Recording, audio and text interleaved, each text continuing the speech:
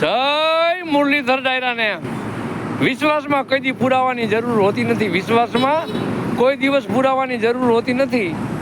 ભાગવત ગીતા ખોલીને ક્યાંક જોઈજો, એમાં ક્યાંય કૃષ્ણ ભગવાનની સહી હોતી નથી. પણ વિશ્વાસ કેવો હોવો જોઈએ?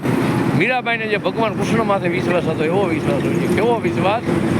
એ જીરાણાજી ને કેજો ફરી ઝેર મોકલે રે.